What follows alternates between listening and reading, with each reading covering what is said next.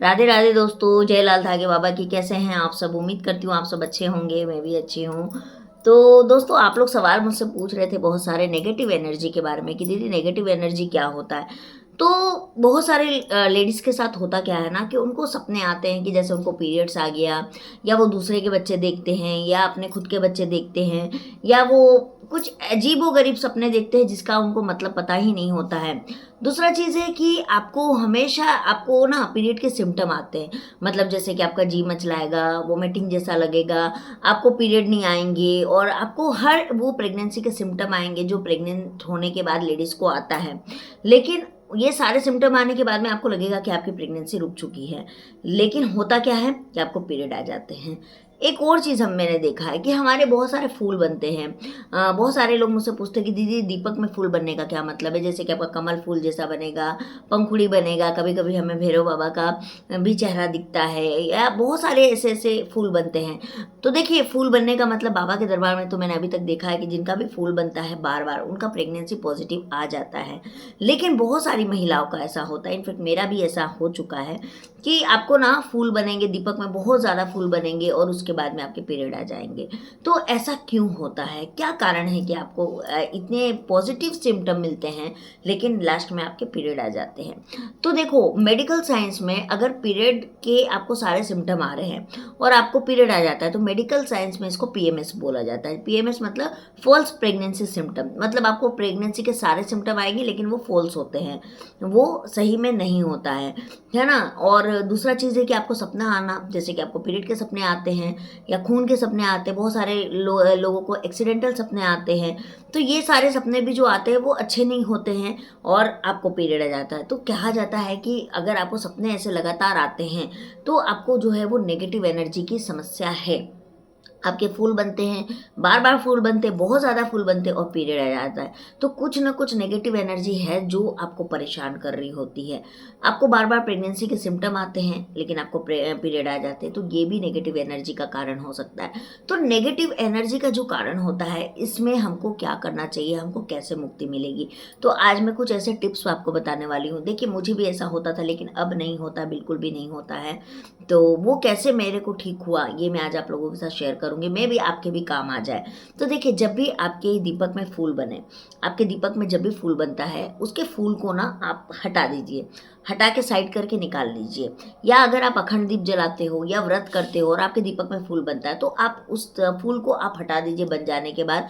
इससे क्या होगा कि अगर आपका फूल आप हटा दोगे ना तो आपके दीपक की बाती जो है ना वो बुझेगी नहीं, है ना, और आपका जो दीपक है वो कंटिन्यू जलेगा। लेकिन जब फूल आ जाता है तो उसके बाद में क्या होता है कि दीपक की बाती बहुत कम हो जाती है और उसके बाद वो बुझ जाता है। तो पहला ये चीज़ नहीं होगा आपके साथ में। तो और उस फूल को आप जो है हटा हटा के एक जगह रखते जाइए। आपको उसको जमा करते जाना। एक डब्बी ले लीजिए, कांच की या प्लास्टिक की, जैसी भी डब्बी ले लीजिए, या फिर कोई पीतल का कटोरा, स्टील का कटोरा, मतलब जो भी बर्तन आपके पास में है आप उसको ले लीजिए और उसमें उस फूल को जमा करते जाइए। बहुत सारी लेडीज़ बोलती है कि दीदी रुई बच जाता है तो उसको हम क्या करें? तो देखिए, मेरी तो रुई बचती ही नहीं है कभी, तो इसीलिए अभी तक ऐसा हुआ ही नहीं कि मैंने कोई रुई को हटाया। लेकिन अगर रुई की बाती बच भी जाती है ना तो आप उसको जो है वो तुलसी जी में या किसी पौधे में आप रख सकते हैं या नदी वगैरह में प्रवाहित भी कर सकते हैं। तो आप वो जो दिए का फूल है उसको आप जो जमा करते जा रहे हैं उसको जो है एक डब्बे में बंद करते जाइए, और हर दिन जब निकलता है तो उसको उस डब्बे में डालते चले जाइए। और क्या कीजिए, आप उसको मिलाइए अच्छे से, उसमें थोड़ा सा 2 बूंद घी डालिए और उसको मिक्स कीजिए अच्छे से, उसको मिक्स कर लीजिए अच्छे से, बढ़िया से मिक्स कर लीजिए और उसको जो है अपने कान के पीछे में इस तरीके से टिक्का लगा लीजिए।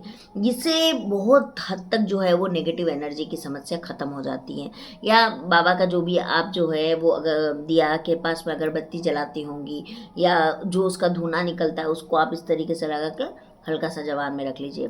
इससे भी नेगेटिव एनर्जी जो है वो बहुत हद तक कंट्रोल हो जाता है। तो ये आप रेगुलर बेस में कर सकते हैं और इससे देखिएगा आपको बहुत जल्दी, आप जो इस परेशानी से जूझ रहे हैं ये जो है आपको मुक्ति मिल जाएगी। अब बात करते हैं कि बाबा बोलते हैं कि उनकी आरती, उनका संध्या वंदन करने से भी जो है वो नेगेटिव एनर्जी की समस्या जो है वो खत्म हो जाती है। तो आप उसको भी कंटिन्यू कीजिए, सुबह शाम कीजिए। एक कमेंट और आया था कि दीदी किसी रीज़न से अगर हम लाइव मिस कर जाते हैं बाबा का, तो क्या वो बाद में देख सकते हैं, बाद में उनकी लाइव की आरती और संध्या वंदन सुन के हम पूजा कर सकते हैं? तो बिल्कुल कर सकते हैं, कोई भी दिक्कत नहीं है।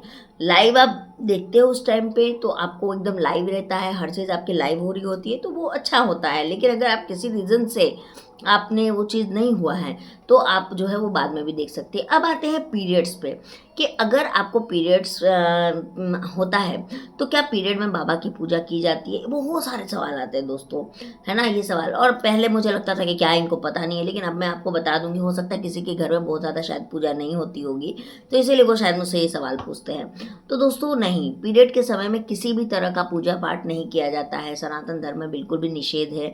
इनफैक्ट जो हम कृष्ण को भोग लगाते हैं, भगवान को भोग लगाते हैं, वो भी बना हुआ, बना के आपको नहीं लगाना है, क्योंकि उस वक्त हमारी बॉडी में जो है ना एस्ट्रोजन हार्मोन की मात्रा बहुत ज़्यादा कम हो जाती है, जिसके अंदर जो हैप्पी हार्मोन होता है वो हमारे अंदर बढ़ता नहीं है, जिसके वजह से हमारा मूड खिंचा खिंचा रहता है। पीरियड के दौरान देखिएगा आपको या तो कभी कमर दर्द देगा, पैर दर्द देगा, या फिर आपको अच्छा नहीं लगेगा, आपको कुछ करने का मन नहीं करेगा। वो इसलिए होता है क्योंकि उस वक्त एस्ट्रोजन हार्मोन की जो क्षमता होती है बहुत ज़्यादा कम हो जाती है, हाँ, फीमेल बॉडी में। तो इसीलिए कहा जाता है कि उस टाइम पे आपको किसी भी तरह का भोग वगैरह बना के भगवान को नहीं लगाना चाहिए। मेडिकल रीज़न ये है, और ऐसे हमारे सनातन धर्म में भी कहा गया कि नहीं, उस वक्त बॉडी जो है वो हमारी अछूत हो जाती है, तो उस वक्त में किसी भी भगवान को कोई भी तरह का भोग आपको अपने हाथों से नहीं लगाना चाहिए, ना दिया जलाना चाहिए, ना अगरबत्ती जलाना चाहिए, कुछ भी नहीं करना चाहिए। हाँ, लेकिन बाबा की पूजा में आप आरती सुन सकते हैं अपने फ़ोन में, वंदना सुन सकते हैं, आप लाइव देख सकते हैं, आप गुनगुना सकते हैं, आप गा सकते हैं, लेकिन आप पूजा नहीं कर सकते हैं। ये समझ में आ गया आपको? तो ये चीज़ होता है। अब आते हैं पीएमएस पे, मतलब आपको प्रेगनेंसी के बहुत सारे सिम्टम आ रहे हैं, लेकिन आपकी प्रेगनेंसी नहीं होके आपको पीरियड आ जाता है, तो ये एक नेगेटिव एनर्जी के कारण भी होता है।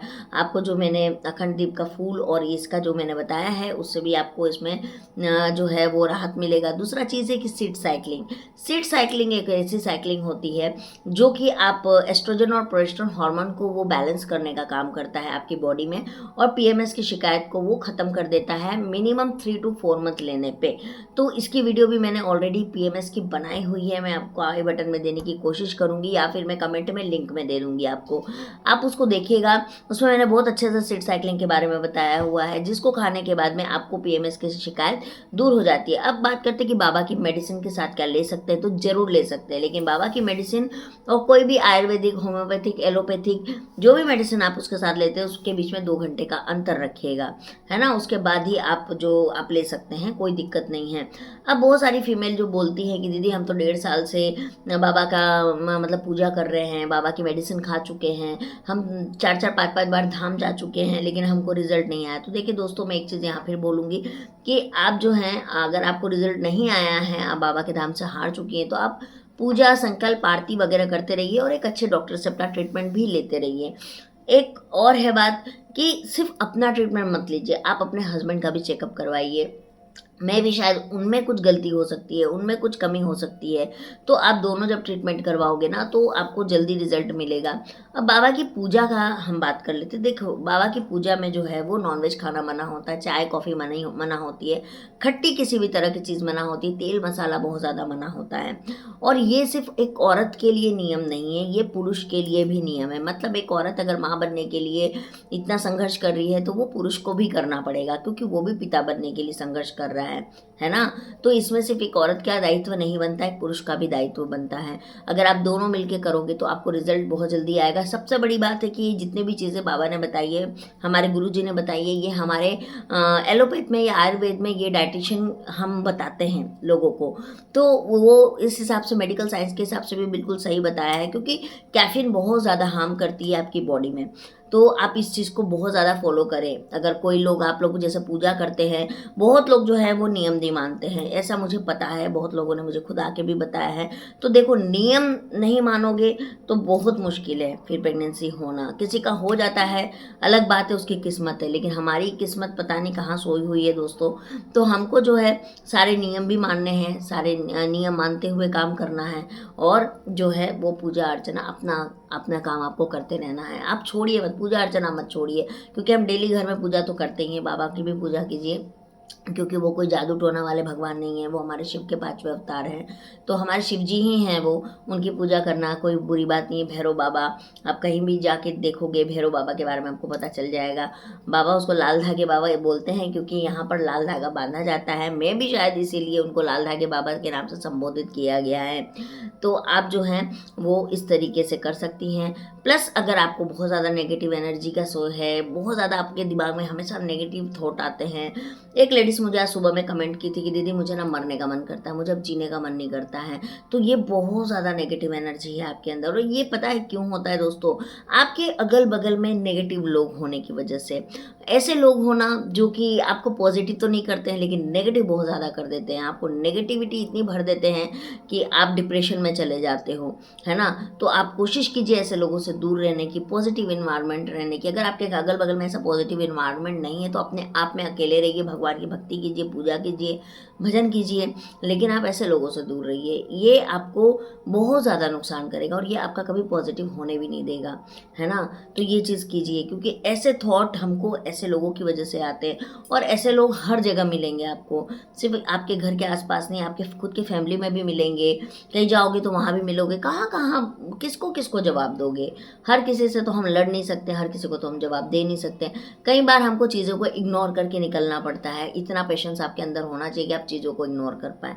तो आई होप आपको ये बात समझ में आ गई होगी, और मैं मिलती हूँ आप लोगों से बहुत जल्दी एक नई वीडियो में। तब तक के लिए राधे राधे, जय श्री लाल धागे बाबा की।